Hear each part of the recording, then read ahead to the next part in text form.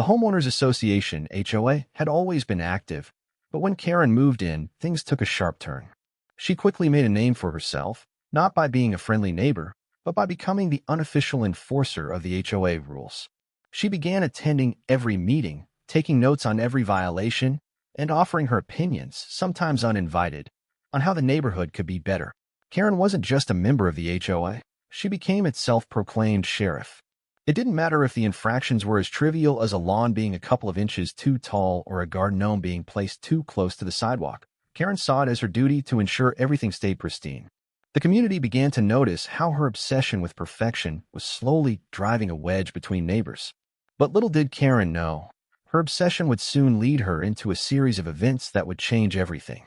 As time went on, Karen's fixation with enforcing the HOA rules grew more intense.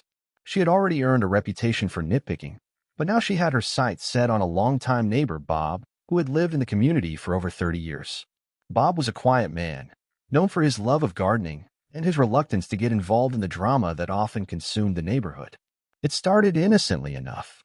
Bob had planted a few trees in his front yard, ones that Karen deemed too tall and unsightly. Bob, who had been a part of the community for decades and had always followed the HOA guidelines, didn't understand why Karen had chosen to target his property. He didn't think much of it at first. After all, it was just a few trees, and surely they could be worked out. But Karen, however, wasn't ready to let it slide. She began to show up at Bob's door, leaving aggressive notes and making phone calls demanding that he remove the trees immediately.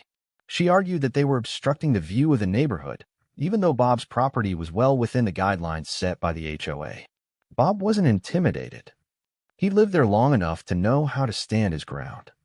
But Karen wasn't someone who took no for an answer.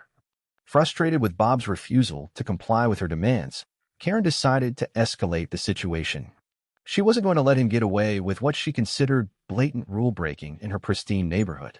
So she took the issue to the HOA board, arguing that the trees were a violation of community standards and that Bob should be fined for the alleged infraction.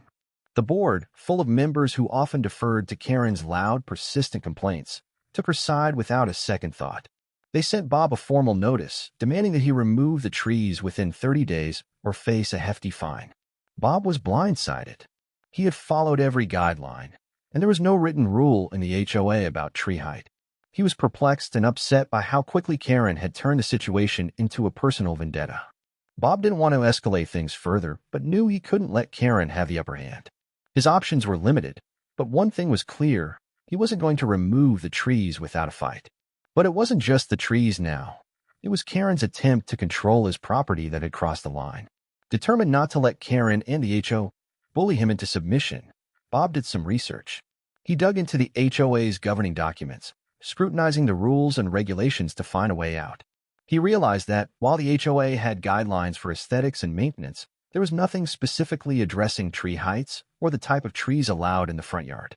Armed with this knowledge, Bob crafted a letter to the HOA board, firmly but politely stating that they had no legal right to demand the removal of the trees.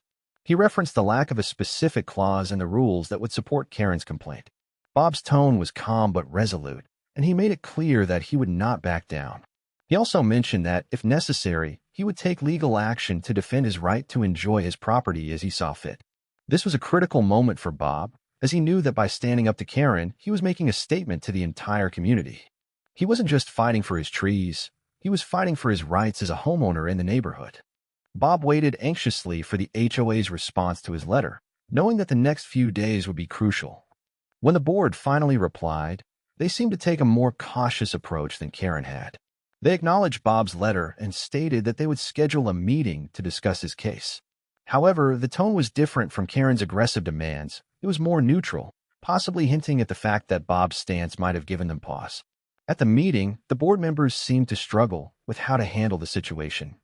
Karen was there too, her eyes still filled with frustration, but Bob stood his ground. He presented his case calmly, pointing out the lack of any official regulations on the issue. He also mentioned that the trees were well maintained and that no one had complained about them until Karen had made her issue known. Though the meeting wasn't without tension, the HOA board appeared to realize they were on shaky ground. They decided to put the issue to a vote. As Bob watched the board members discuss and deliberate, he could feel the tide beginning to turn in his favor. The day of the vote finally arrived, and tension hung in the air. Bob stood outside the HOA meeting room, anxiously waiting for the results. Karen was there too, still fiery in her stance, but now noticeably less certain. Word had spread throughout the neighborhood, and other residents, some who were initially indifferent, had started showing support for Bob. The other members of the community were beginning to see how Karen's overreach was affecting not just Bob, but the peace of the neighborhood as a whole. When the board members convened and the vote was called, Bob held his breath. The room fell silent as each member cast their vote. Finally, the results were read aloud. The board voted overwhelmingly in Bob's favor, deciding that Karen's request to remove the trees was not in line with HOA rules and that there was no legal justification to interfere with Bob's property. Bob couldn't help but feel a sense of triumph, but he knew this victory wasn't just his. It was a win for everyone in the community who valued fairness and respect for personal property. Karen's face was red with rage, but she remained silent, no longer able to use her position to manipulate the situation. Fuming from her loss, Karen didn't accept the board's decision lightly. She started plotting her next move, hoping to make Bob's life miserable. Over the next few weeks, she began filing nuisance complaints with the HOA about Bob's property, even making petty accusations about everything from his lawn care to noise levels. She hoped that by escalating small issues, she could get Bob in trouble and push him to reconsider his position. Karen's complaints became the talk of the neighborhood, but the residents were no longer afraid of her. They had seen her true colors, and many even began to rally behind Bob. They knew Karen's behavior was out of line, and they weren't about to let her tear apart the community with her vendettas. Bob, knowing Karen's pattern, simply kept his cool. He began documenting everything, keeping track of all her complaints and responses. He knew that if this situation escalated, he would have all the evidence he needed to defend himself. Meanwhile, Karen's increasingly erratic behavior only pushed more people to support Bob. Neighbors began speaking out at HOA meetings, and even Karen's allies started to distance themselves, realizing that her petty squabbles were harming the peaceful living everyone had once enjoyed. Just when Karen thought her petty tactics would push Bob to the edge, something unexpected happened. Bob's supporters dug deeper into Karen's background and uncovered a shocking revelation. It turned out that Karen had been using her position on the HOA board to unfairly manipulate situations in her favor for years. She had been pushing through policies that favored her own interests and damaging the lives of other homeowners without them even realizing it. The community came together to confront Karen with this new information. People who had once quietly followed her leadership began to question her authority. They felt betrayed and angry at how she had taken advantage of her position, turning the once peaceful neighborhood into a battleground for her personal vendettas. Bob, with the help of his newfound allies, organized a community meeting to confront Karen publicly. Armed with the evidence, they made it clear that her reign of manipulation was over. The atmosphere was tense, but the power dynamic was shifting. For the first time, it seemed like Karen's influence was crumbling in front of her. In an ironic twist, just as Karen's downfall seemed inevitable, she tried one final, desperate move.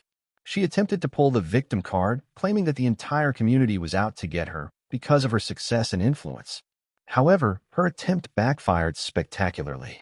Rather than rallying people to her side, it only intensified the growing resentment. At the community meeting, as Bob and his allies exposed the full extent of her manipulations, Karen's behavior became more erratic. She even tried to discredit Bob by making absurd claims, but the community had seen through her for far too long. People had gathered enough courage to stand up to her, and they made it clear that they would no longer tolerate her toxic presence. The HOA board members, who had initially been intimidated by Karen's authority, began to distance themselves from her, realizing the damage she had caused. Within a week, Karen found herself removed from the HOA, her power evaporating. The neighborhood, once divided and under her control, started to rebuild and heal. Bob, who had fought so hard for his home and the peace of his community, was not only victorious, but also recognized as a hero by his neighbors. The once dreaded HOA meetings became places of collaboration, where everyone's voice was heard and fairness was restored. In the end, Karen's fate was sealed, not by brute force, but by the power of unity, truth, and the determination of one man who refused to back down. The neighborhood was finally free from her grip.